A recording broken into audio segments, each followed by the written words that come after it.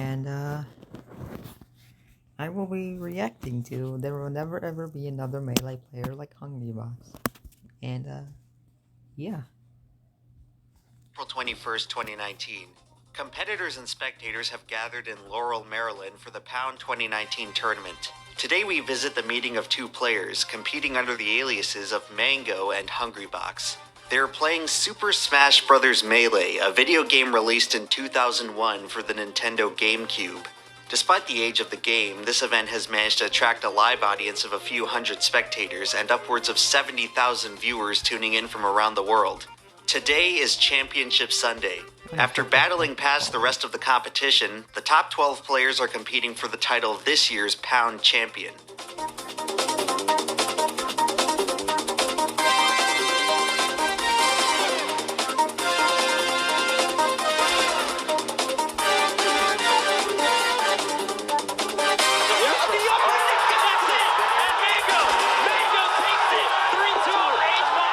Since this is a double elimination tournament, hungrybox is kicked down to the losers bracket where he now has to face S2J. The loser of this set will be out of the tournament in 5th place.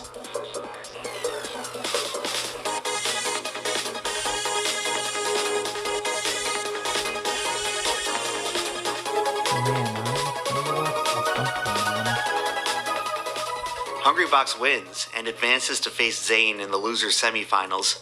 Quickly, hungrybox finds himself in deep trouble, about to fall to an 0-2 deficit. With his back against the wall, he rebounds to win Game 2. He narrowly wins the next 2 games to eliminate Zane at 4th.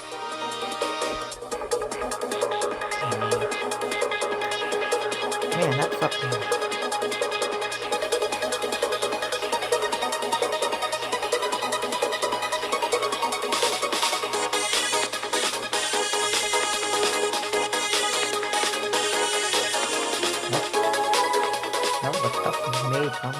Once again, hungrybox wins, eliminating Plup at 3rd. After defeating everyone in the losers bracket, hungrybox has only one competitor left to face, Mango, the player who sent him down there in the first place.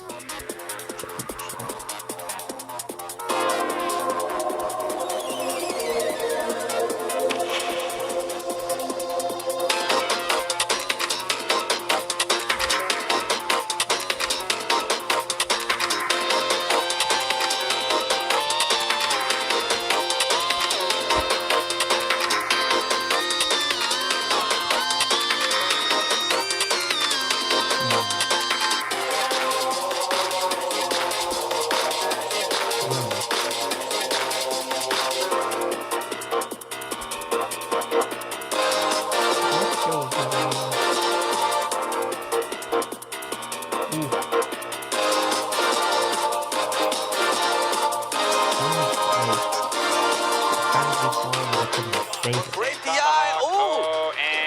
Yeah, there it is. The reset. In their second encounter of the tournament, hungrybox defeats Mango 3-1 to reset the bracket. Since it's a double elimination tournament, hungrybox must defeat Mango for a second time to win the tournament.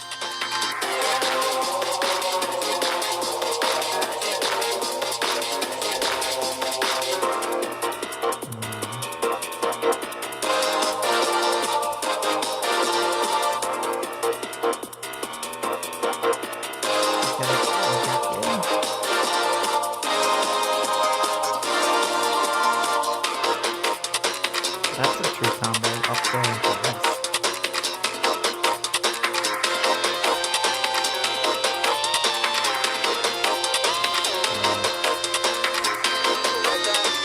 Okay, he'll take that.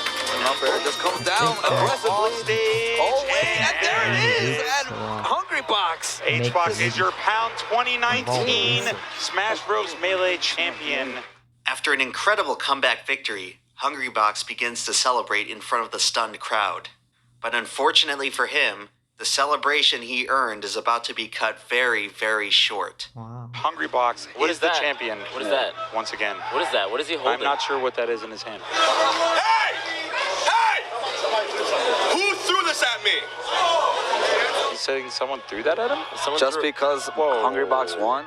Just 10 seconds after his victory, a disgruntled spectator throws a raw crab at hungrybox, narrowly missing his head. In a matter of seconds, hungrybox is transformed from the most joyful person in the arena to the most miserable. Most people don't care that much about video games, but some people do. Out of these people, most don't care about competitive gaming, but some do. And for all the esports out there, most spectators don't care about watching a 19-year-old game, but still, some do. And out of those few people, surely, no one cares enough about the outcome of a match to throw a raw crab at the winner. But on this day in Laurel, Maryland, someone did. As far as I know, this is the only time something like this has ever happened in the history of competitive video games. But if it was gonna happen, it was probably gonna happen to hungrybox. Who is hungrybox? You know how hard I work on here?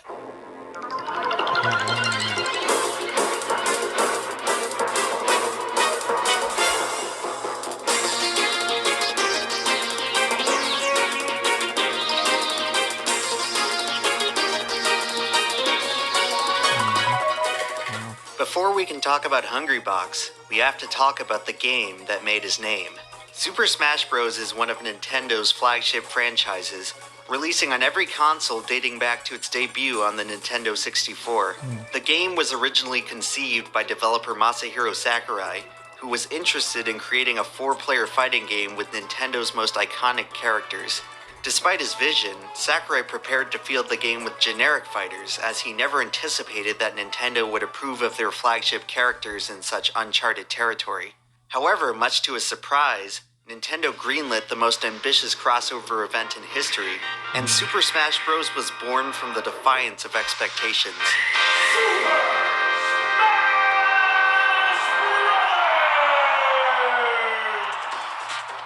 The game released in 1999 to a warm reception from critics and audiences alike. While the novelty of barbarically pummeling beloved childhood mascots drew people into Smash, the game's unique mechanics kept them playing. When first conceiving of the game, Sakurai wanted Smash to stand out from the typical 2D fighters of the era, and he accomplished this with the game's fundamental objective. In standard fighting games, players damage each other to deplete a health bar, and you win the game by lowering your opponent's health to 0.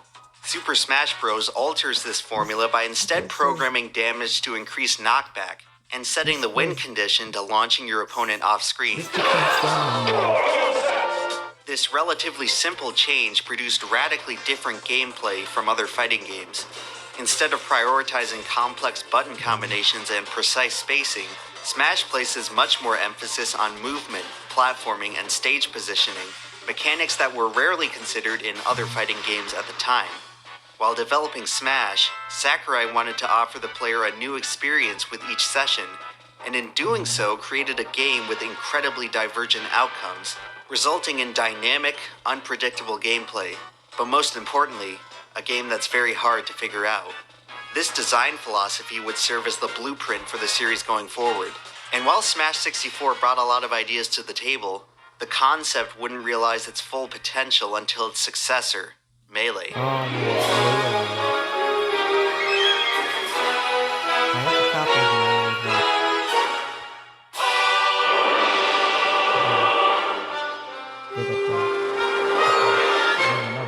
It seems as if Super Smash Bros. Melee has always been in a race against time, going all the way back to its development. After the success of Smash 64, Sakurai was tasked with developing its sequel in time for the debut of Nintendo's new console, the GameCube, giving the team at HAL Laboratory just 13 months to complete its most daunting project yet. After an exhaustive development cycle, the result was an accidental masterpiece. Compared to its predecessor, Melee was much faster. Faster movement, faster attacks, faster combos. The rapid pace of the game contributed to incredibly dynamic and unpredictable combat. Melee offers the player an immense degree of control over their character. Mechanically speaking, Sakurai described Melee as the sharpest in the series. Players seemed to agree as, upon release, Melee was a smash hit. However, despite the game's tight presentation, Melee would go on to be defined by its loose ends. The game's hasty development allowed a few oversights to slip through the cracks. In due time, players would begin to discover numerous exploits to gain a competitive edge over their opponents. Combined with Melee's already fast gameplay, these techniques were able to transform an already good game into a masterpiece.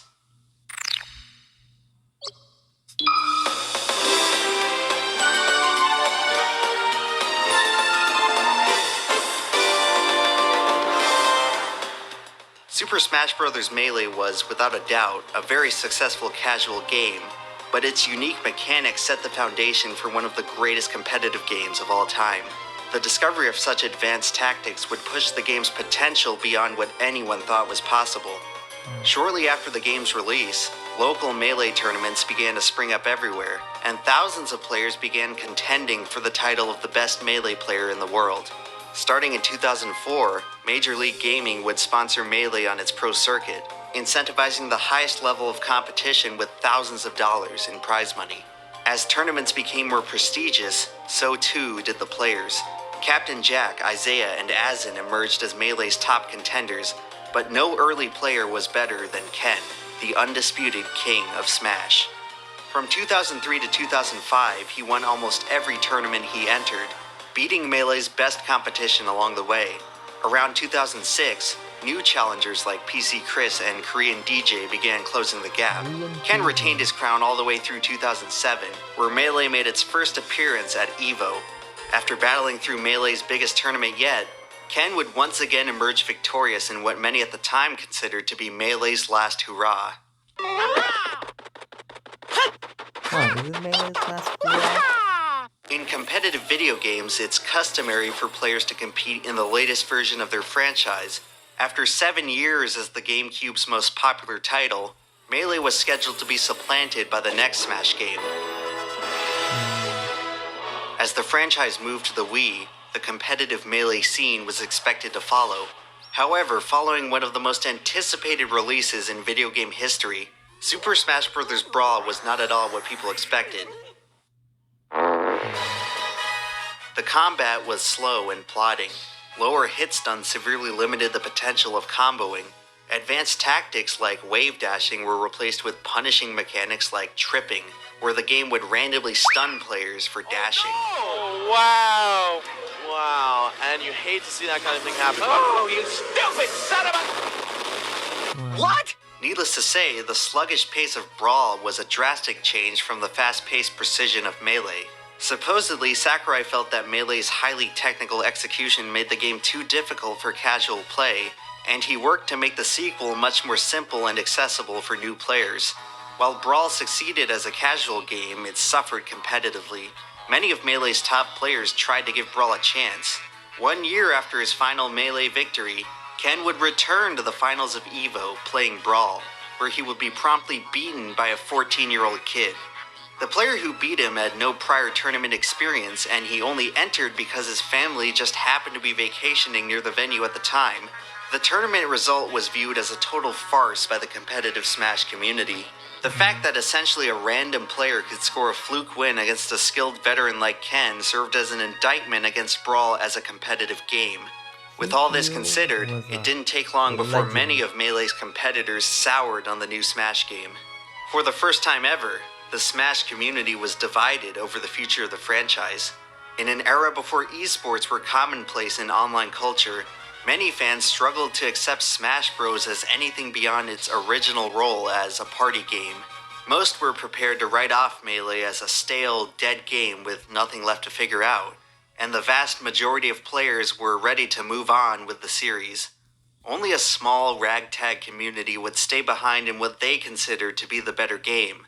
And luckily for them, this 7-year-old title was still very much alive.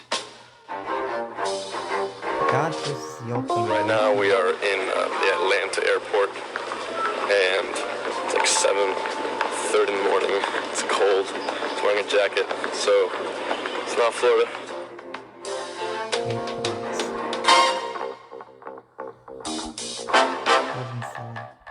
Hungrybox started entering local Melee tournaments in the summer of 2007. In just a few months, he started regularly placing in the top 5. And by the next year, he started winning. As HBox kept playing, he found himself conquering tougher and tougher competition. In 2009, he entered Revival of Melee, the game's first major tournament since the release of Brawl. Facing off against the best in the nation, hungrybox placed 7th. 4 months later at Genesis, he placed 3rd. 2 months after that at Tipped Off 5, he won. Just 2 years after he started competing, hungrybox was already contending for the title of Best in the World. But in addition to his individual success, HBox was arguably taking part in something much more important.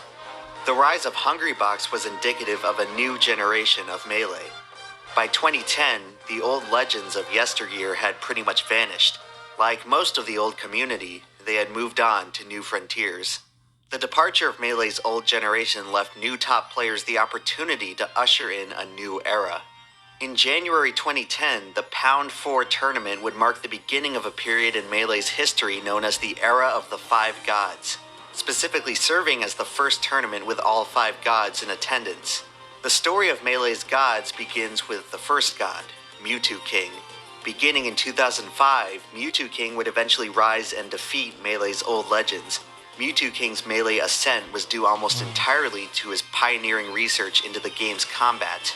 Frame data, character matchups, KO percentages, information that's readily accessible today was originally discovered by Mewtwo King's exhaustive exploration of Melee's mechanics. And for many years, no player knew more about the game than Mewtwo King. In 2008, Mewtwo King was widely regarded as the top player in both Melee and Brawl. To this day, he remains the only player to achieve the concurrent title of Best in the World in 2 different Smash games.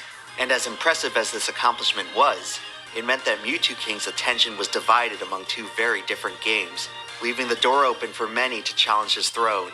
The second of Melee's gods to rise to power would be Mango, who, by 2009, would overtake Mewtwo King as the top Melee player. Throughout the history of Melee, many would argue that no player had a more intuitive understanding of the game than Mango. Watching Mango perform at his highest level is an experience unlike anything else in Melee. The way he could effortlessly string together complex combos led to a style that was as fluid as it was unstoppable. At times, the only thing that could stop him was how much he was willing to try.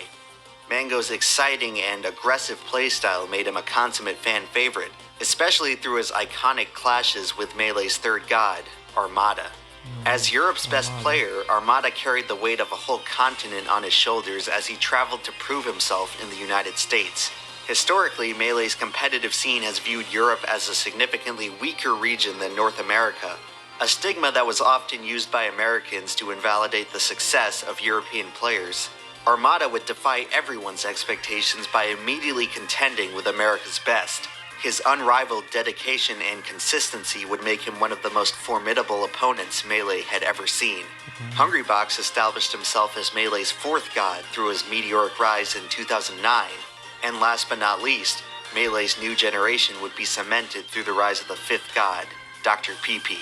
Although he was the last to develop, PPMD would quickly rise to the highest level of competition. PP's style relied on tactical execution to pick apart his opponents with surgical precision.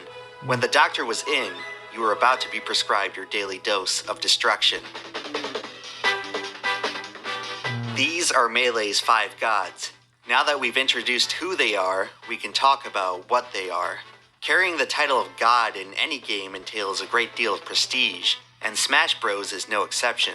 So what exactly did these 5 players do to transcend us lowly mortals? It's unknown who exactly introduced the term 5 gods to describe Melee's top players, but the expression started seeing frequent use in the summer of 2014, most likely used to describe the era of supreme dominance that preceded it. From 2009 to 2015, a member of the 5 gods would win every major tournament, utterly dismantling the rest of the competition in the process. In any competitive sport or game, it's typical to have 1 or 2 elite players win a lion's share of the competitions. Chess, for example, has witnessed Magnus Carlsen dominate the competition for the past 6 years. A rarer case is currently on display in tennis, which has seen 3 players dominate major tournaments over the past decade. A competitive game with 5 elite players occupying the same era is almost unheard of, but if such an unlikely event were to occur, it's somewhat fitting that it would happen in a game used to defying expectations.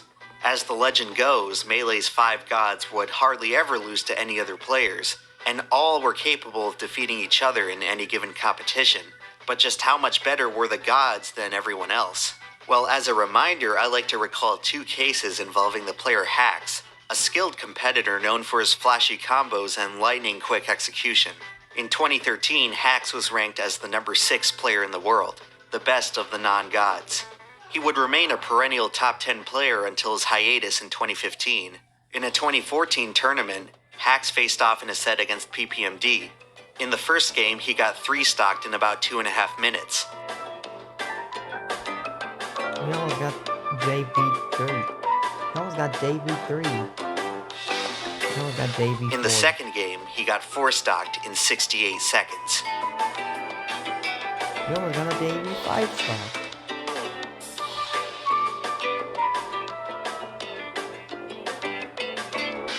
Later that year, Hacks would compete in a set against Mango, which Mango would win 3-1. Not the most impressive result, until you realize that Mango doesn't actually main Marth or Captain Falcon. That's just the difference between a good player and a god. Even when you're good, you're a long way from the best. Oh! Joe, did he just walk up slowly and down smash? At one point, the gods were so far above the rest of the competition that they could even win with their secondary characters. Now would probably be a good time to talk about Melee's characters. Out of all the Smash games, Melee may have the most interesting character composition. Some Smash games have 1 or 2 characters that outright dominate the meta, with the most obvious example being Brawl's aptly named Meta Knight, a character so blatantly overpowered that some tournaments chose to ban him entirely. On the other hand, the best Melee character has always been kinda tough to figure out.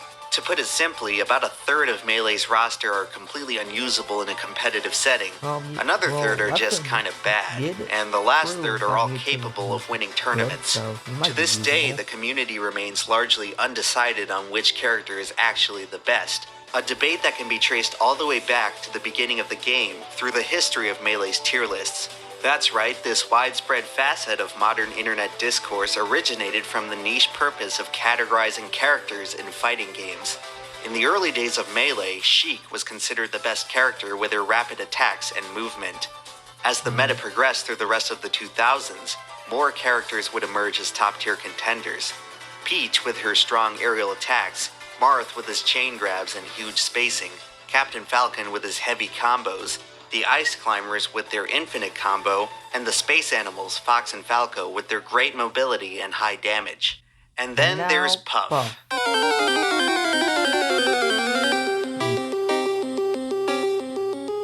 In any competitive video game, your character is far more important than just a colorful avatar. It's an extension of the self, and an integral part of a player's identity. Hold on, I gotta share it.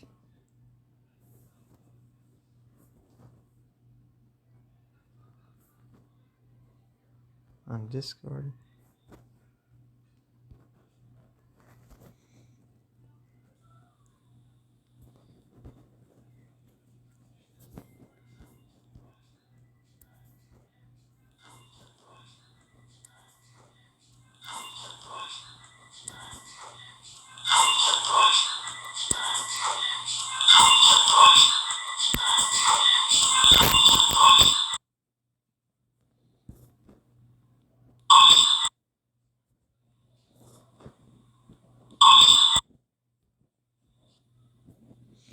Gotta share it on Discord.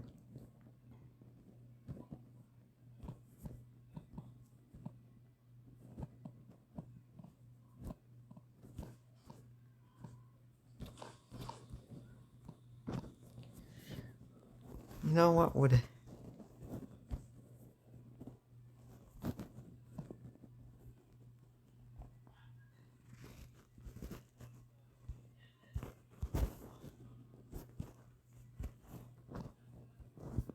Alright, let's get back to reacting to it. In Melee, perhaps no player is more intertwined with a character than hungrybox and his Jigglypuff. Jigglypuff is the most confounding character in all of Melee. She arguably should have never existed as a Smash character at all. Puff is not even among the most popular characters in her own franchise, but she wound up in Smash anyway because of her similar character design to Kirby. The Smash 64 developers would recycle Kirby's character model and animations to fill out the game's 12th and final character slot, and thus, the balloon Pokemon would remain as a mainstay for the rest of the franchise. At a glance, Jigglypuff in Melee seems like a rather mediocre character. She has 5 jumps and great mobility, but her ground game leaves much to be desired. Most of her attacks do unimpressive damage and have a short range. Combined with the slowest dash speed in the game, Puff has a hard time approaching other characters.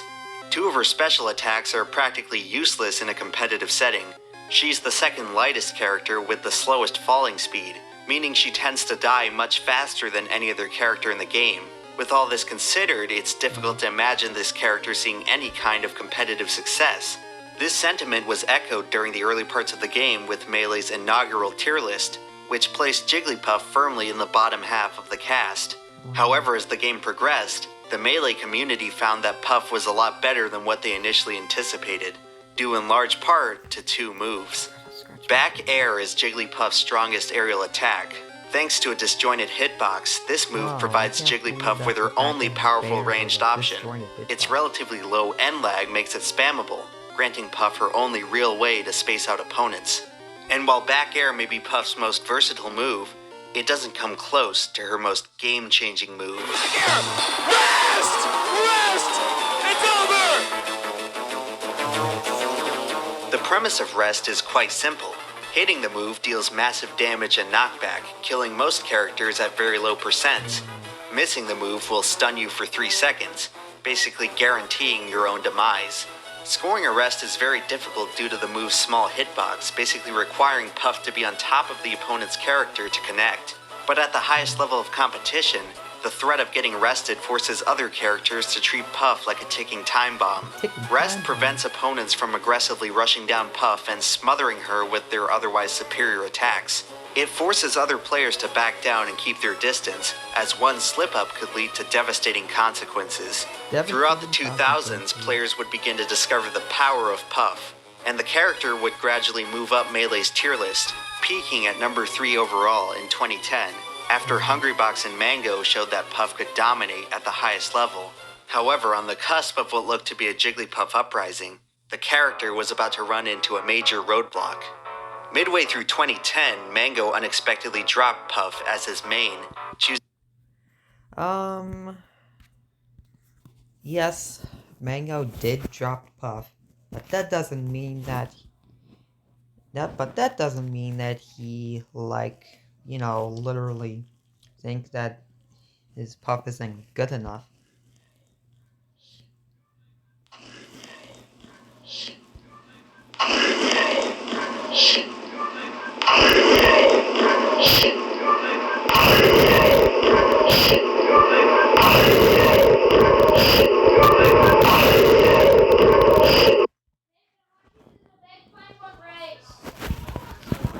Do the big penguin race. And then after you're done, you can do the big snowman title. Choosing instead to move forward with Fox and Falco. Mango's character swap marked the beginning of a trend in Melee that would go on to be known as 20XX.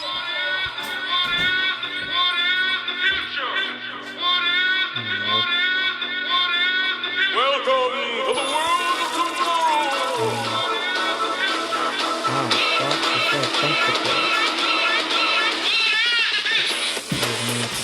By 2011, the Melee metagame had undergone more than 10 years of evolution, and its combat was starting to get very optimized.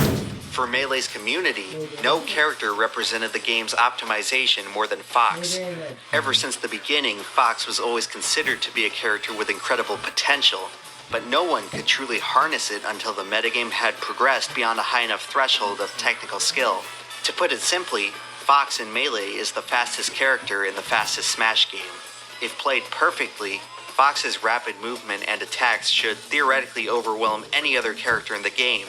Optimal execution with Fox pushes the limits of what's humanly possible with a controller, but that wouldn't stop many players from seeking the holy grail of peak Melee performance. One of those players was Hax, the originator of the 20XX meme, and widely regarded as the best Captain Falcon player in the world before switching to Fox. much to the dismay of Captain Falcon fans who viewed the switch as a betrayal. Mango's infamous set versus Hax supposedly came as a result of Mango trying to teach Hax a lesson that Fox was not quite the Melee messiah that everyone envisioned. Some of you may see this as ironic since Mango himself abandoned his original character for Fox, but it starts to make more sense when you consider the scale of sickness. The Melee community loves to throw around this idea of players and characters being sick. A sick character roughly translates to a character being cool, dynamic, and generally fun to watch and play. Arguably more important than Melee's tier list is its sick list, which, by my estimate, looks something like this. You see, Hax switching from Falcon to Fox may have improved his standing on the tier list, but he kicked himself down a peg on the sick list, and the move was somewhat unpopular. On the other hand, when Mango switched from Puff to Fox, he upgraded his sickness by a huge margin. Because in the realm of Melee, no character is lamer than Jigglypuff. Whoa. Right, because he's a peach. Boo! Look at Hugo's so bored. Look how Hugo's so bored. Boo!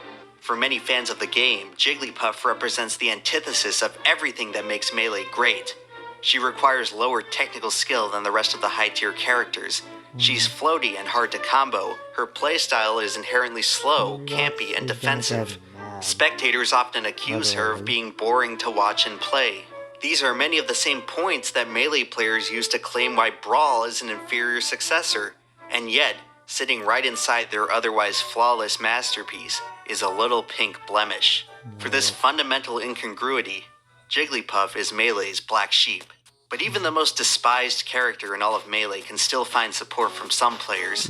One of those people was hungrybox, who all of a sudden found himself as the #1 Jigglypuff player in the world. Unlike Mango, who had always demonstrated proficiency with a variety of characters, hungrybox only played Puff.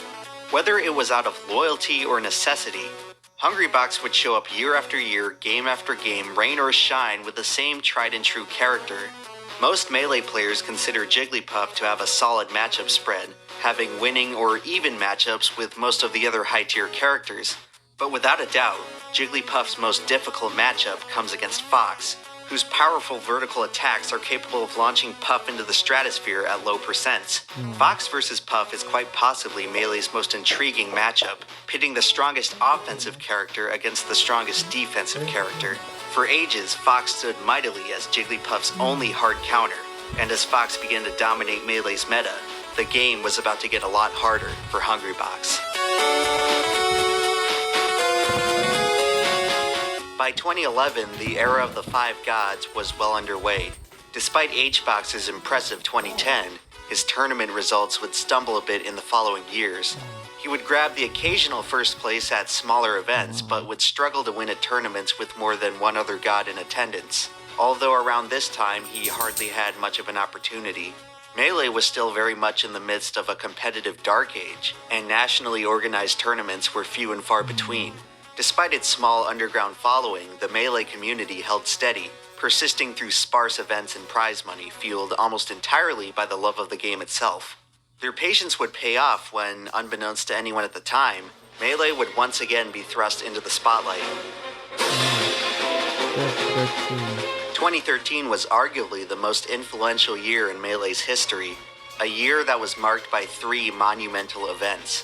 2013 oversaw the release of Project M, one of the most ambitious video game mods of all time, which sought to reimagine what Brawl could have been had it retained Melee's fast-paced mechanics. For the first time ever, Melee players could enjoy what they felt was a true sequel to Melee. Also in 2013, independent filmmaker Travis Beauchamp would release the Smash Bros. Documentary to critical acclaim. The film would bring unprecedented exposure to Melee's underground scene and would go on to inspire a new generation of players to compete in the coming years. But without a doubt, 2013 saw perhaps the most important event in the history of competitive Melee, where after 6 long years of slumber, Super Smash Bros. Melee would return to EVO. The announcement quickly drew in over 700 competitors, making EVO 2013 the biggest Melee tournament to date. And heading into the event, all eyes shifted towards the 5 gods of the game.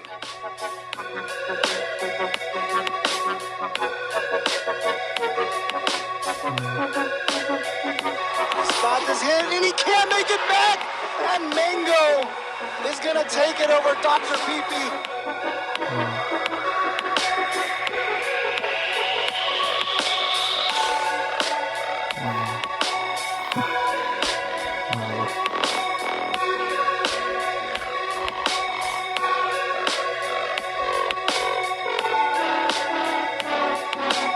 Still covering this edge position. Oh! And 2-0 Armada knocks out YouTube King.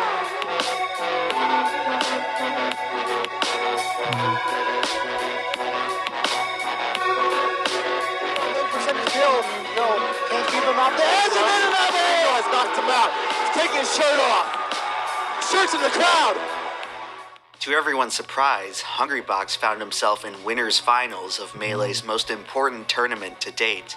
Even more shocking was his opponent, Wobbles, an ice climbers player in the twilight of his career who managed to slay 2 gods on his way to one of the most improbable runs in Melee history. Hungrybox was in prime position to become EVO champion. All he had to do was beat Wobbles in a favorable character matchup and then win just one more set in grand finals, and he would claim Melee's most coveted title.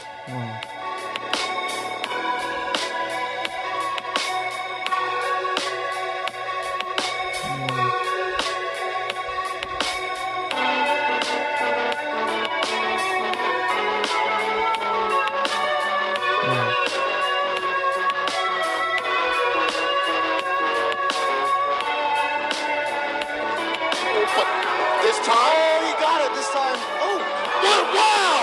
Wow! You're done. Hungrybox down to his last stock, perhaps. Winner's side. Zoning him out. Hungrybox probably used to this situation. Ooh! That's it. Wobbles is in grand finals. Astoundingly, Wobbles did the unthinkable by conquering a 3rd god in a row. To make matters worse for Hbox, the moment he lost, he didn't even know that he had. Wait, do they know it's 2 out of 3? I think they think it's 3 out of 5.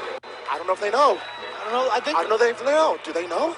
Yeah, I think they think it's 3 out of 5 because that's the standard. And there's the handshake, Hungrybox. Oh, Hungrybox is not happy about this. There's the handshake. And Wobbles. After this discouraging moment, Hungrybox had to imagine that his golden opportunity to claim the EVO crown had slipped right through his fingers. The rest, as they say, is history. Hungrybox needs a miracle right now. Please go. Oh, he read that roll! He read that roll! 3-0 in that first set to get revenge against the man who sent him in the loser's bracket situation. But still so close! And there it is! The up smash! And Wobbles is gonna go down. 3-1 Mango has come all the way back. We may never know just how influential Mango's EVO 2013 win was, but the game's most popular player winning its biggest event was enough to catapult Melee out of the Dark Ages and into a renaissance. It breathed new life into the game as a competitive spectacle, during a time when esports were just beginning to enter the public consciousness. In the coming years, viewership, attendance, sponsorships, and prize money would skyrocket. After EVO 2013, Melee would never be the same. While the game was booming, Hungrybox was slumping. With his loss at EVO, Hbox only added to his 3-year-long major tournament losing streak, and he did so in gut-wrenching fashion, not just getting upset by Wobbles, but also handing the tournament win to Mango, who was, at the time, Hungrybox's biggest rival. Following his EVO victory, Mango hosted a now infamous Reddit AMA, on which Hungrybox voiced some scathing remarks about how Mango had disrespected him for his entire career. Mango's response? Come up and get me. I'm the boss. Roll, roll, roll. That's right. 2013 also saw the release of Melee's first annual player rankings. Mango, following his monumental win at EVO, scored the #1 rank. Hungrybox, in a lackluster year, sat 5th, the worst of the best. As 2014 rolled around, things would only get more tumultuous for Hungrybox. This was the year that 20XX began to tip the scales of the Melee metagame.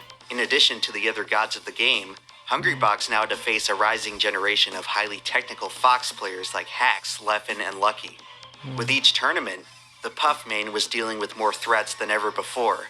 If the Fox Revolution wasn't enough, H-Box also faced challenges that few others could have anticipated. During this time, Armada would frequently thwart H-Box by using Young Link, an obscure mid-tier who was only really viable at countering Puff. Hungrybox's losing streak would continue deep into 2014, where he would once again enter EVO in desperate need of a win. In his most impressive performance of the year, Hungrybox would play valiantly, beating PPMD and finally vanquishing Armada's Young Link, only to be double eliminated by Mango, who won the tournament for the second year in a row. What Hungrybox lacked in winning, he made up for with his flair for the dramatic. She spins around when she does it too. Oh man, Hungrybox still alive, left in. This guy's confident. He's confident now. He's got his confidence back. A few moments later. Wow. Is this it? Okay, he's the item away. Oh my god! That's the setup. Hungrybox, humongous comeback. Around this time, Hungrybox started developing a penchant for making ridiculous comebacks. These clutch displays reminded everyone of his skill and earned him the moniker of Clutchbox. But improbable comebacks weren't the only dramatic traits of H-Box's play. Much like his in-game character, H-Box 2 was a bit theatrical and emotional.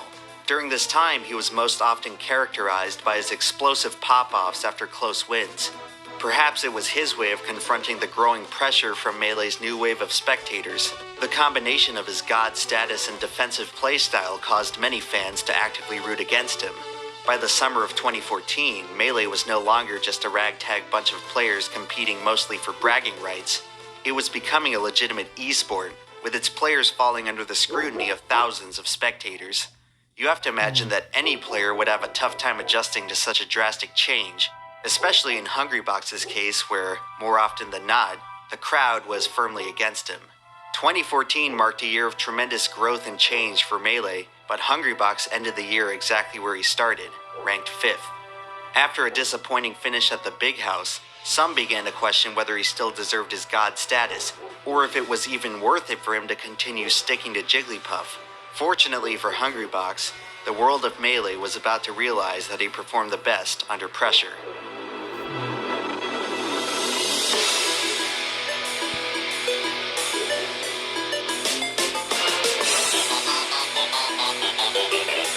And you read that fast.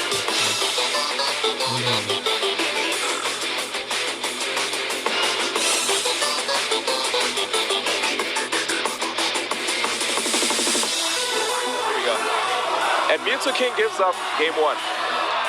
You know, I really feel like Hungrybox's tag is applicable. Bruh.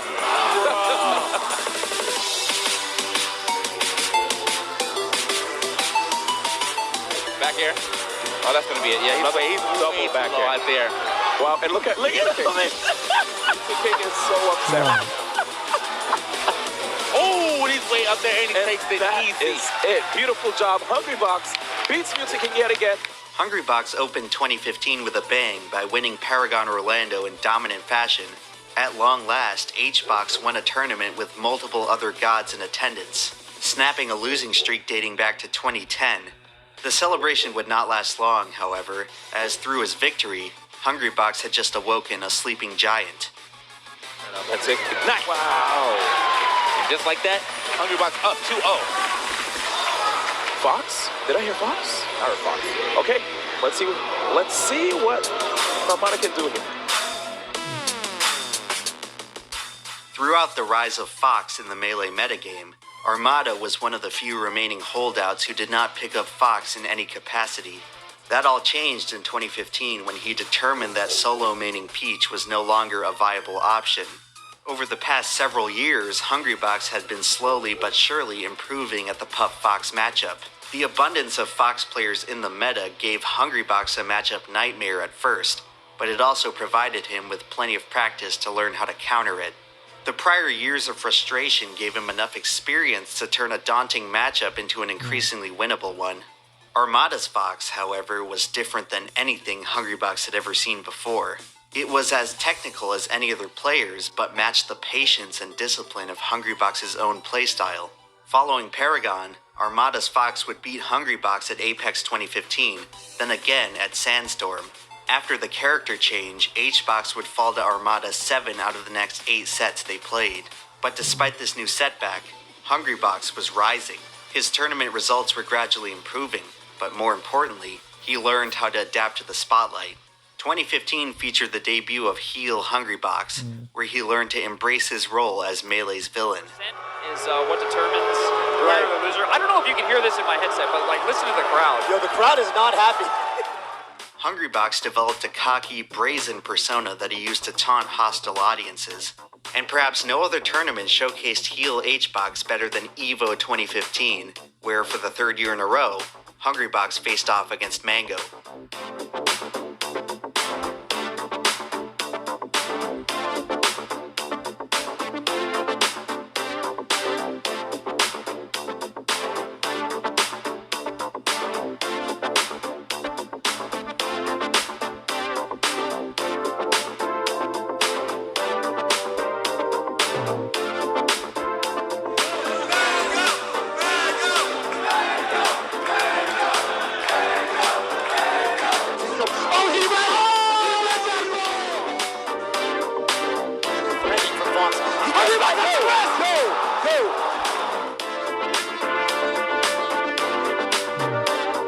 Therefore, since I cannot prove a lover, I'm determined to prove a villain.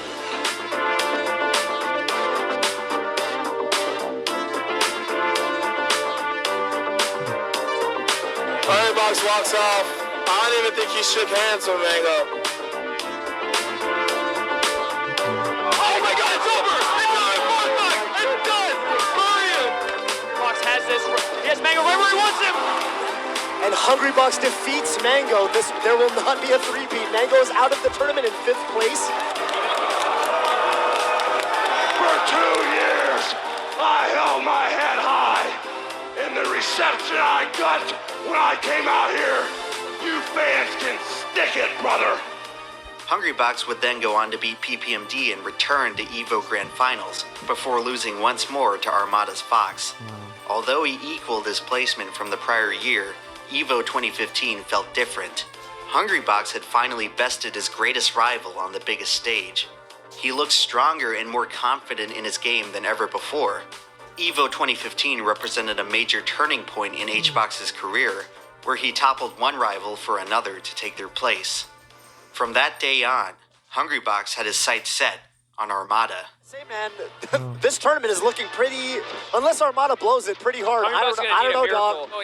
I mean, that's Armada. it. That is it. A few months later, the two would once again meet at the Big House, where Armada would double eliminate HBox, who looked no closer to solving his Fox. He may have been totally stumped if it weren't for a little help from Captain Crunch. Hold on to your teeth, Natty. Crunch-a-dice. Crunch was a Fox player from Hungrybox's hometown of Orlando. After a disappointing finish at CEO 2015, their hometown tournament, HBox and Crunch started talking about how to deal with Puff's most difficult matchup. Soon after, Crunch assumed the role of Hungrybox's full-time coach, and after losing to Armada at the Big House, HBox and Crunch made it their mission to analyze Armada's playstyle and find a way to beat him.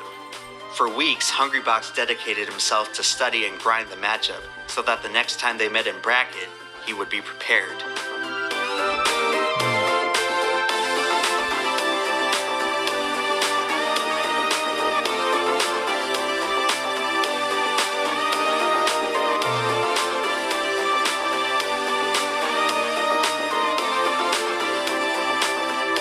When Armada plays the platform, HBox is all over him. I think that is it. Congratulations to Hungrybox making history here on European soil. With his win against Armada, Hungrybox had proven that he could conquer anyone and everyone that Melee had to offer.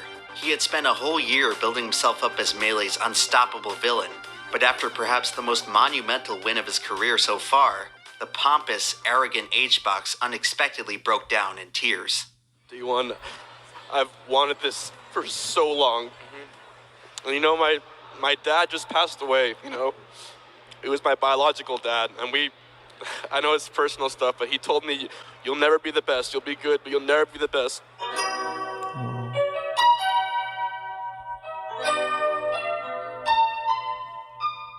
There's an interview segment somewhere on YouTube featuring 4 of the 5 gods.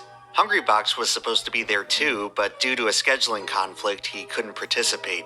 The producers decided to replace Hungrybox with a cardboard cutout of Hungrybox. An amusing prop, but also a disturbingly accurate metaphor of how many in the Smash community view him. It looks like you might know something about. I know nothing. You have no. Wait, I know nothing. Any of you guys have any experience hanging out with him? I'm actually not entirely sure what to say because I feel like I know Hungrybox more than I know Juan. Juan.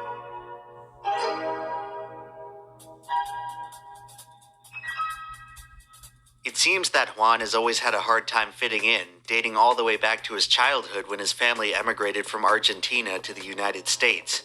You have to imagine that it's not exactly easy to make a lot of friends at school when most of your classmates don't even speak the same language as you. Things at home weren't much better for him either.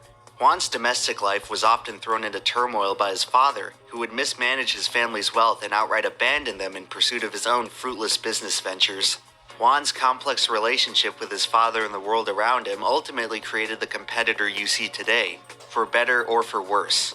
The conflict Juan faced growing up instilled in him a powerful work ethic and unparalleled mental fortitude that he used to excel in Melee and in life.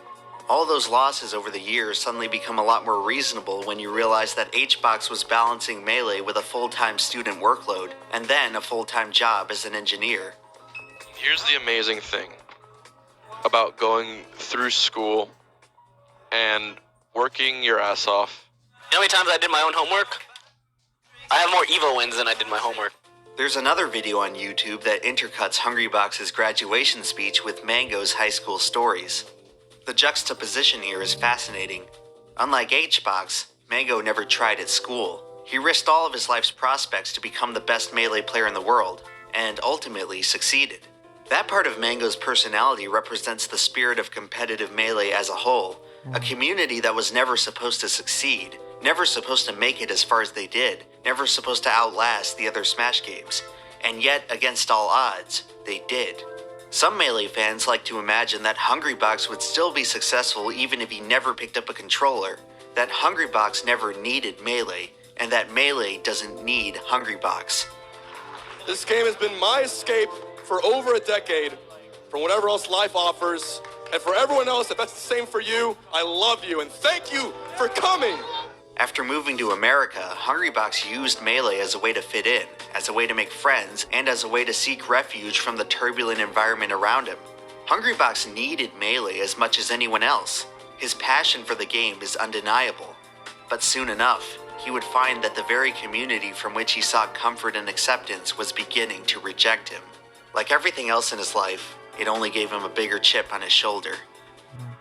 And they hurl insults at you, and they tell you, all the worst things you could imagine, with no respect or no care for what's going on in your personal life. No, they don't give a rat's ass about that. They just care that you play a really gay Jigglypuff. And I came close. Came really close to just giving up, to quitting. I did.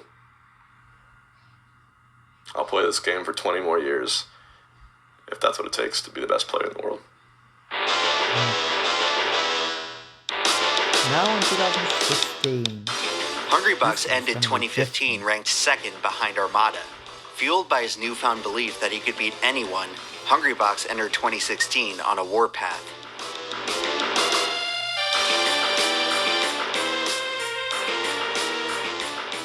The first half of the year was marked by Hungrybox and Armada swapping tournament wins. Both competitors were playing at the highest caliber of their entire careers, and they looked to be on a collision course heading into EVO. EVO 2016 would represent the absolute peak of Melee as a competitive game. The tournament drew more than 2,300 entrants, a figure not matched before or since. For Hungrybox, his path was clear. Make it back to Grand Finals where, more likely than not, Armada would be there, waiting for him. This time, however, Hungrybox would know how to beat him. Truly, it would be a battle for the ages. This guy's grab the ledge. Oh my god, he just did it! Master Chair, are you out of your mind? This is evil!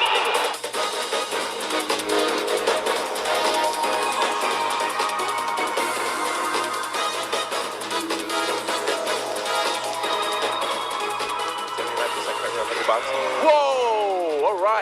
Hungrybox with a 2-0 victory over Chilliwack.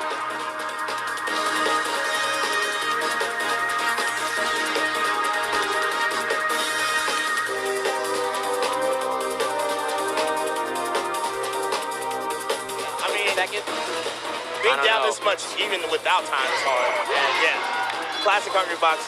My man's a top 8.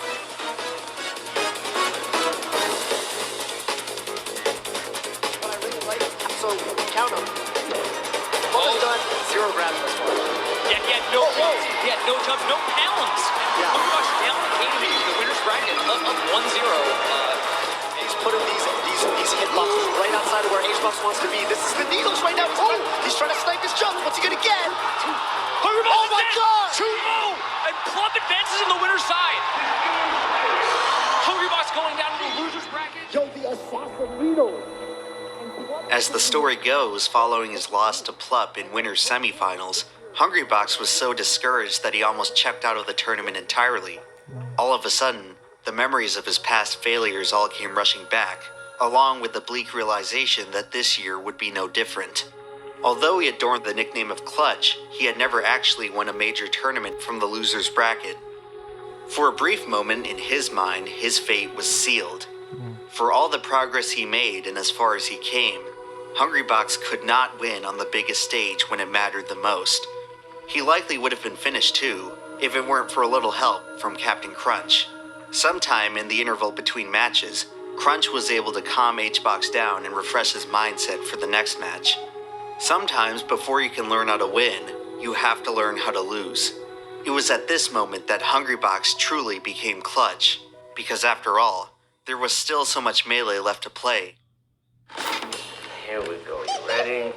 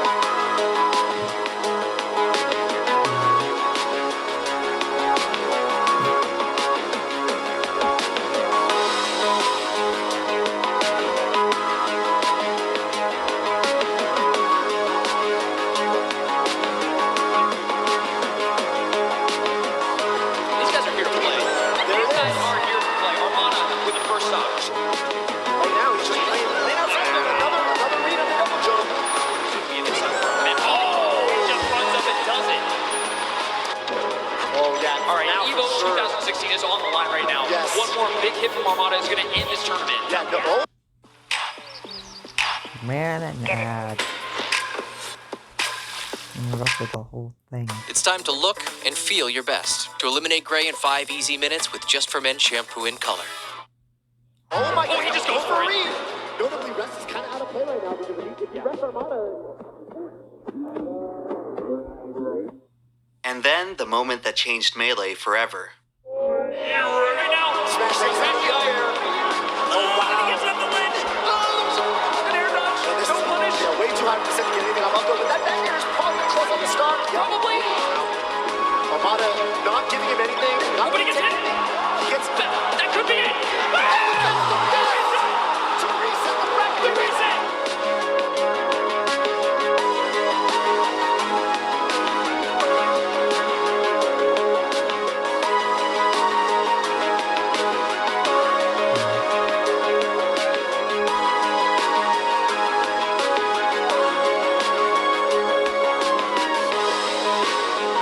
Crowd bounces into a shine. Not a KO. Oh, what's he gonna get? And the rest! Game 5.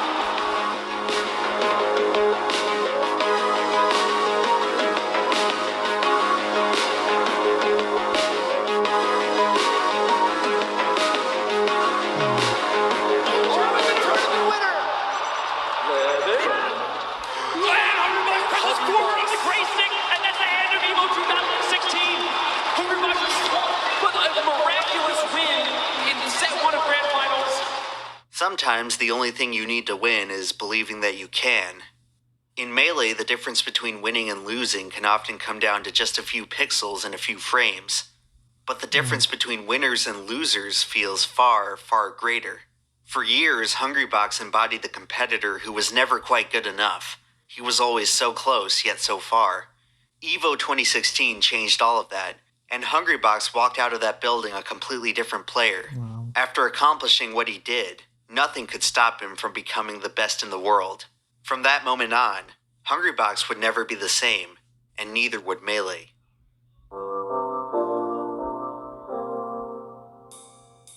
After conquering his greatest challenge yet, Hungrybox fell into a bit of a slump. After starting the year on fire, he would not win another tournament after Evo, finishing second in the rankings, once again trailing Armada. Following a disappointing loss at the Big House, he would take a moment to pause and reevaluate his life. Perhaps guided by those discouraging words that haunted him for his entire career, he knew what he had to do. At the end of 2016, Hungrybox quit his job to play Melee full-time. At first, his newfound commitment to the game didn't seem to change much. It didn't help that it coincided with possibly the most dominant stretch of Armada's career. But then, late in the year, Hungrybox started winning, and then he kept on winning. If he could score a victory at the Big House, Hbox could put himself in serious contention for the #1 ranking. His rival Armada would fall to Plup, who was in the midst of an incredible winner's bracket run. Hungrybox would stumble early, then proceed to tear through the loser's bracket to meet Plup in grand finals. As the crowd rallied around the underdog Plup to complete his fairy tale run, the glass slipper broke. That might. Oh, And yeah. Hungrybox. And Hungrybox closes it out. There was no pop-off after Hungrybox double-eliminated Plup to capture his first Big House title. He just slowly turned his gaze towards the now lifeless crowd. A few people clapped, a couple cheered. Most had already begun filing for the exits without saying a word. Man, I'm in a weird mood. In what way? Usually when I win an event, I'm like ecstatic and I jump off, but like I feel like I left part of me on that stage today. You ever have everything you ever wanted, and then when you finally have it, you're like, now what? 1 year ago, after the very same tournament, Hungrybox decided that he was ready to become Melee's best player.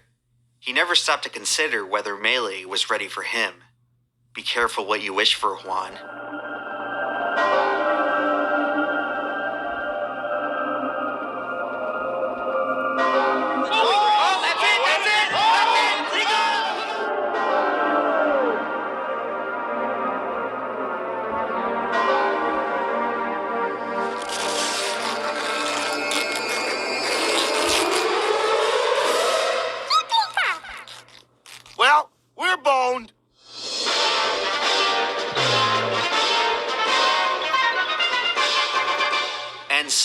enter the era of H-Box as the #1 Melee player, an era characterized by two remarkable shifts in Melee, the first of which being the end of the 5 gods dominating the game. The untouchable status of the gods had been in decline ever since 2016, after PPMD was forced to take an indefinite leave of absence due to medical issues. To this day, he has still not returned to competitive play. The 4 remaining gods continued to hold the keys to the kingdom through 2017, but many were beginning to tell that the end was near. No shield. Armada. That's it! Leffen is our EVO 2018 Super Smash Bros. Melee champion. 2018 saw the year's 2 biggest events fall to new contenders, with Plup taking Genesis and Leffen taking EVO. Midway through 2018, Armada seemed poised to retake the #1 rank from hungrybox, only to shock everyone by announcing his sudden retirement from Melee singles competition. Although never explicitly mentioned, many have attributed his retirement to the constant stress he suffered from trying to keep pace with hungrybox. For me, I feel like if I can't have fun doing it, then it's no point in doing it. At around the same time, Mewtwo King started shifting his focus away from Melee in favor of streaming and writing his book. In 2019, Mewtwo King only competed in 4 events and looks unlikely to return to full-time competition anytime soon. Mango, perhaps the most dominant player ever in his prime, failed to win a tournament in 2018. And while he can still crank out the occasional epic performance, his inconsistency has relegated him to a shadow of his former glory, placing his god status in serious question. These days it seems that hungrybox is the only god left who can still strike fear into the hearts of his opponents through his sheer dominance alone. In his time, there were 4 others like him. Now, there's just one. The current state of Melee is represented partly by the decline of the gods, but mostly by something far more confounding. Hungrybox always wanted to become the best in the world. He struggled through years of frustration, gradually improving and eventually defeating the best players that Melee had to offer. But when he finally achieved his life's goal, he began to realize that the promised land didn't exactly come as promised. Becoming #1 in the world was the hardest thing hungrybox had done in his entire life. He was about to find out that being #1 was even harder. It's common for sports or games to generally dislike their most dominant competitors, but in all these cases, most of the hatred never strays far from the confines of the competitive landscape. You hate Tom Brady when he destroys your favorite team in the playoffs, but if you saw him walking down the street, you'd probably want his autograph. In Melee, the hatred for hungrybox has progressed far beyond a simple competitive rivalry. A large fraction of the Melee community seem to treat hungrybox with utter contempt. A lot of this comes from the idea that, by simply being the #1 player, hungrybox is killing the game. Much of this rhetoric stems from players like Leffen, who has assumed the role of hungrybox's arch-rival following Armada's retirement. Leffen is perhaps the biggest proponent of the Puff Doomsday Theory, a scenario I have unofficially labeled 20FF.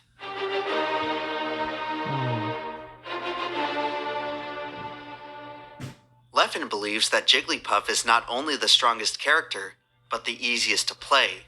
In the year 20FF, no one plays Fox anymore because everyone has switched to Puff in order to beat hungrybox. Melee games have devolved into boring, unwatchable stallfests where the only measure of winning is determined by which Puff player can outcamp the other. A compelling theory until you realize that hungrybox is the only Puff player in the top 35, and has been for basically the past decade. Even now, entering year 3 of hungrybox as Melee's top player, Jigglypuff mains are still few and far between. If Puff was truly such an unskilled, overpowered character as many of its ardent critics like to claim, then surely someone, anyone else could have risen to the top of the Melee metagame besides HBox. 20FF theorists will often counter this by saying that playing Puff is so boring that hardly anyone is willing to play as the character, even if it could vastly improve their tournament results. They say this despite the great number of Ice Climbers players who only practice wobbling setups for the sole purpose of cheesing tournament wins. In a competitive game, it's no surprise that people will do anything to win. You play to win the game. Hello? And at some point, you have to account for the fact that hungrybox is the only Puff player in the modern era who has been able to consistently win. That's the great thing about sports. You play to win. You don't play to just play it. The same critics also like to claim that Puff is as boring to watch as it is to play, and that Melee is hemorrhaging viewers for as long as HBox is on top, even though in 2019, during hungrybox's most dominant stretch, peak viewership actually increased across most tournaments. This is consistent with many other spectator sports. By and large, audiences tune in to watch juggernauts. Michael Jordan was possibly the most dominant player in NBA history. As he led the Bulls to their 6th championship in 8 seasons, the NBA set their all-time record for television viewership. The next season, after Jordan's retirement, ratings plummeted. The same pattern can be observed in golf, whose ratings are notoriously dependent on whether Tiger Woods is in contention. The trend even holds true in games you wouldn't expect. During James Holzhauer's 22-game Jeopardy winning streak, ratings skyrocketed. Do you think the same number of people tuned in a month afterwards when the show returned to its regular, unremarkable contestants? When people watch stuff, they want stakes. They want to follow a story. They want antagonists to root against. Dominant players are inherently interesting because they fulfill all of these things. But that still doesn't stop a vocal portion of the community from zealously believing that hungrybox is single-handedly killing Melee. I'm basically trying to say hungrybox deserves more credit, and people discredit him because he's been winning for so long. hungrybox victories are treated like funerals, while his defeats are celebrated like God's gift to the game. The goal of the game for many has devolved into stopping HBox. The Smash community as a whole has a tendency to rally hard against their top players. In Smash 4, the sequel game to Brawl, no one was better than Zero. At one point, he won 56 tournaments in a row, a record that will likely never be broken by any other Smash competitor. His staggering winning streak also spawned an insatiable desire to see him lose, and after 3 years of constant pressure and harassment from the Smash 4 community, Zero lost all passion for the game and retired from competition entirely. Even Armada at his peak faced a considerable amount of hate in Melee, despite being one of the most widely respected players of all time. Even though he also dominated with a pink, floaty defensive character, not many people considered Armada to be a threat to the game itself. Nothing Armada faced ever came close to the amount of bitterness and vitriol that hungrybox tolerates on a regular basis. His eternal reward for struggling and clawing to Melee's top rank is to be perhaps the most ostracized top player of any game ever played. At least perennially hated teams like the Patriots can return to their home crowd and be cheered. It doesn't matter where hungrybox goes today. Nobody cheers him. He can never be applauded for his achievements. Many in the Melee community say he deserves the hate. In addition to the prevailing belief that he's ruining the game, many are quick to express their sheer disgust for HBox as a person. Some decry his unwillingness to play friendlies or mentor other players, as he tends to guard his Jigglypuff gameplay as a trade secret. Others cite instances of his infidelity in past relationships as an indictment against his morals. Most just accuse hungrybox of being generally rude or egotistical based on interactions from years ago. There's a saying in the Melee community that everyone has an HBox story, me included. I mean, this one time I saw hungrybox at a grocery store in Gainesville, but I won't get into that here. The point is that Melee players can usually pull out a laundry list of reasons for why they detest HBox on a personal level, and for that reason he gets scrutinized more than any other player in the game.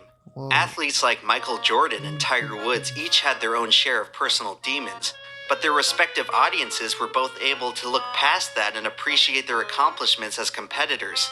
It seems that the Melee community has an all too difficult time applying the same treatment to hungrybox. They like to assume that everything HBox does has some nefarious self-serving plan behind it. It got bad enough to where hungrybox couldn't even look at his watch on stage without facing backlash and drama. It's as if Melee people have such a low opinion of HBox that they couldn't give him the benefit of the doubt that he may have been running late for a flight and wanted to keep track of the time. It doesn't matter how much he reforms his actions and attitude today. hungrybox has always been held to his lowest standard, and he's never allowed to overcome his past reputation. Perhaps the community's apparent zero-tolerance policy for rudeness and ego would make a little more sense if they also applied it to Leffen, who publicly disrespects other players, games, and communities on a weekly basis. Hello? But alas, Levin, like every other player, gets cheered wildly over hungrybox. After a while, the whole list of grievances against Juan hungrybox de Biedma reads like sour grapes, double standards, and empty excuses. At the end of the day, the Melee community stigmatizes HBox for the same reason they always have. He doesn't fit into their idea of what Melee should be. The mere existence of hungrybox challenges the fundamental identity of the game itself. Melee prides itself on its fast-paced gameplay, yet its top player uses one of the slowest characters.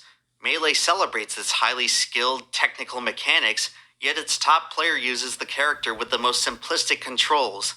Melee relies on its risky and aggressive playstyles to wow its spectators, yet its top player plays patiently and defensively. Hungrybox can never be truly respected because Hungrybox isn't Melee. But allow me to explain to you how he is. It's July 9th, 2013. After raising more than $90,000 for charity, the Melee community punched a ticket for their beloved franchise to return to EVO. After 6 long years of waiting, the biggest Melee tournament in history was less than a week away. This could be Melee's big break. If the talent can put on a good enough show, Melee may finally be recognized for the brilliant competitive masterpiece it is. With less than 3 days to go before the tournament, Nintendo blocked EVO from streaming Melee, to the absolute shock of the Smash community.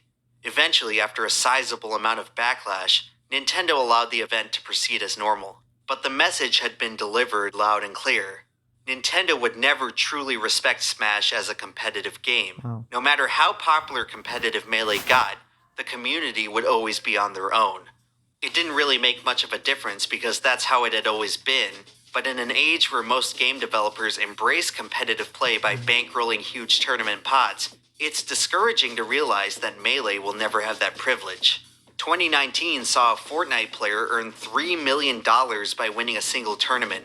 That's nearly 10 times the prize money that hungrybox has won in his entire career. A career in which he consistently placed top 5 at more than a dozen tournaments per year for over a decade.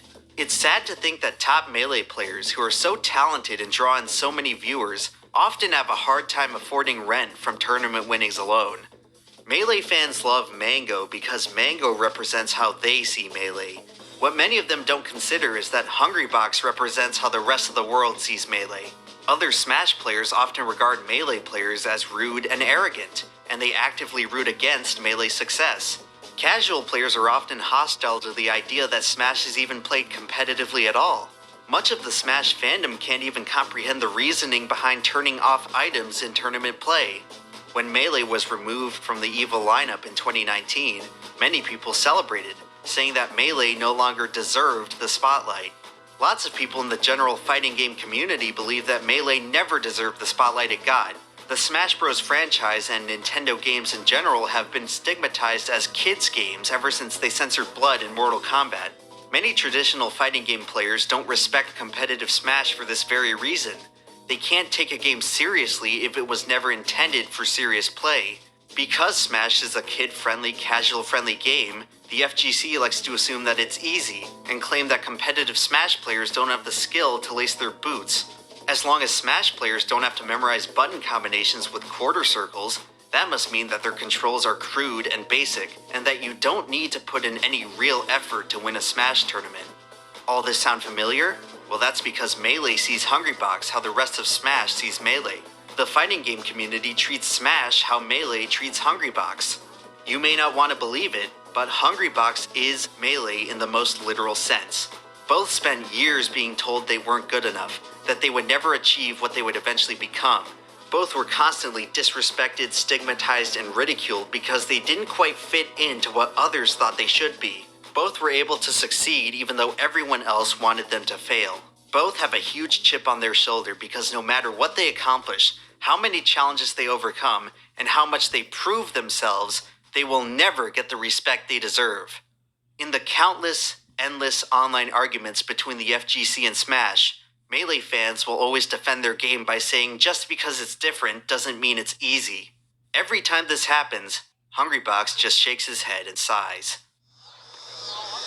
It's hard for everyone. It's not easier for Puff or for Falco or for Fox. It's all hard to win tournaments. So just get better. Hungrybox is Melee. And you know what else? Hungrybox is the best in the world. And as much as some people would tell you otherwise, Melee has never been more interesting. 2019 saw Hungrybox win 12 of the 20 tournaments he entered. It also saw a Pikachu main and a Captain Falcon main win majors for the first time in the history of the game. So despite Melee entering its 20th year of competitive play, it appears to be far from a solved game. And that's because despite how many people bought into 20XX, Jigglypuff is the meta. While the rise of Fox encouraged many players to get increasingly faster and more aggressive, the rise of Hungrybox has forced many of them back to the drawing board. Even though the new era has been tough on Foxes, it has led to the rise of a new generation of players with more patient, strategic playstyles. Players like Zane, Wizrobe, and Amsa have all demonstrated the capacity to beat Hungrybox without a favorable character matchup. At times, despite his recent dominance, Hungrybox has never looked more vulnerable, frequently losing to players and characters that he never has before. This is mostly due to how, at long last, the rest of Melee's competition is finally catching up to the level of the gods.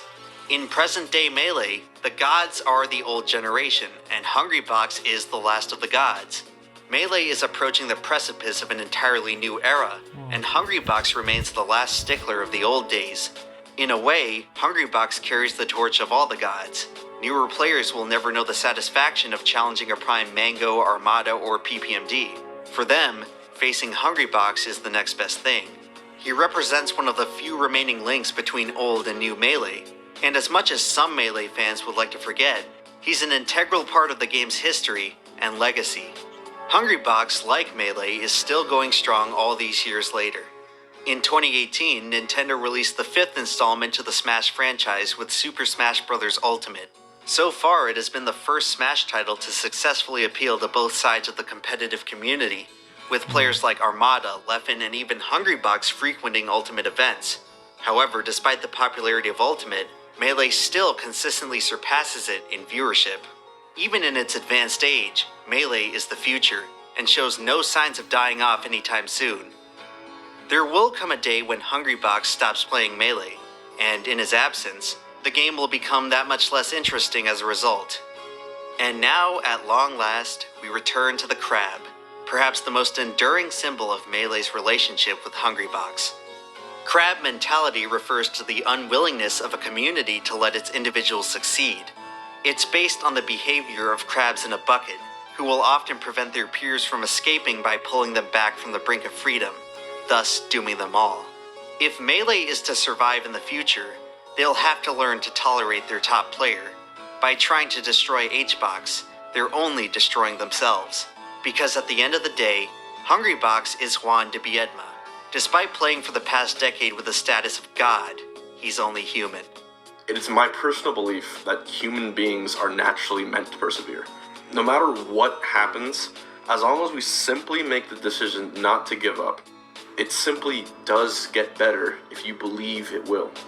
There's certain experiences that even thinking about, even the act of thinking about it, sets you back, maybe all the way back to all the work you've done just by thinking about it. But that's not the point. The point is you need to focus on the fact that you overcame it.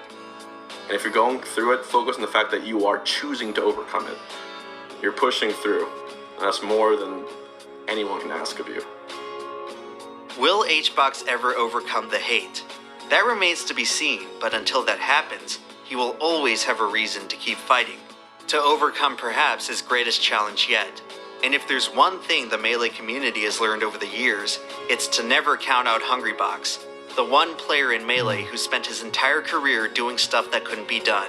I said I'll be top 5 jigs in Florida, I'll be best jigs in Florida, I'll be top 3 in Florida, I'll be the best player in Florida. One day I'll be the best player on the East Coast, maybe, who knows, one day I'll be the best player in the world. Just how did Hungrybox get so good? The truth is that Hungrybox became the best in the world not because he learned how to win, but because he learned how to lose. So yeah, he may get upset by unranked Albert or 4-stocked by Zane or 6-0'd by Leffen, but after every defeat, you can count on Hbox to pick up the pieces, come back later, and win. Hopefully one day Melee will learn to appreciate Hungrybox while they still can, because there will never ever be another player like him. What?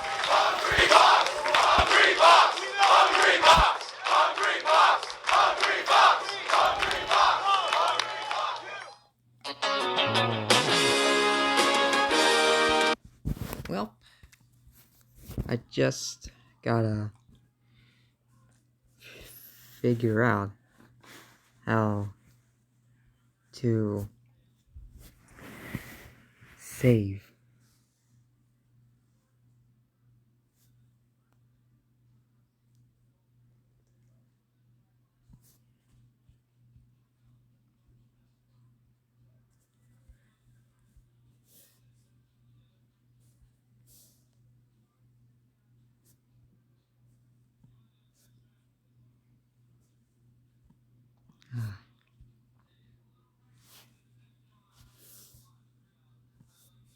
Hold on. I'm trying, man. I'm trying, man. I'm trying, man. I'm trying, man. Whoa. Trying, man. Whoa. Trying, man. Whoa. Trying, man. Whoa. Trying, man.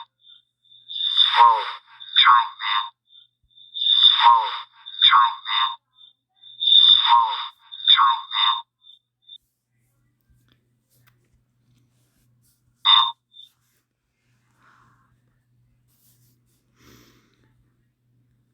Trying so hard.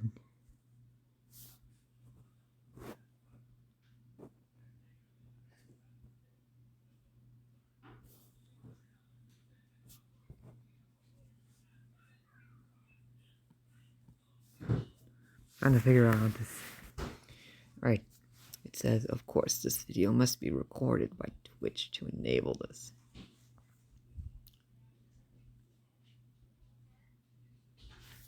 Settings, channel.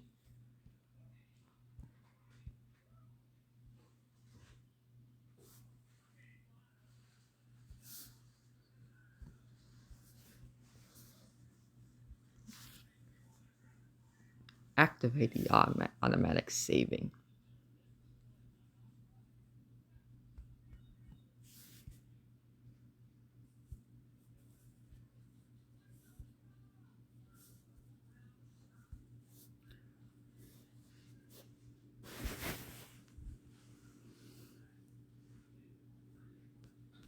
Well,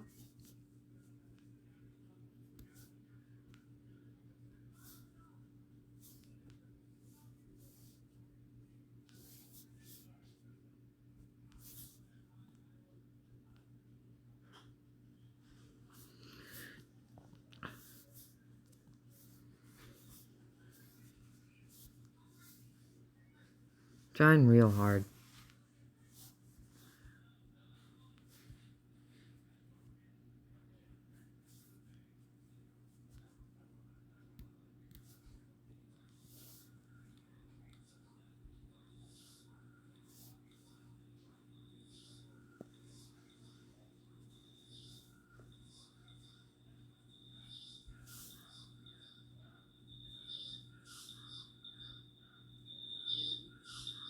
Trying hard, man.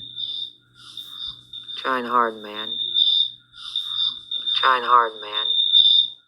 Alright, I think trying hard, man.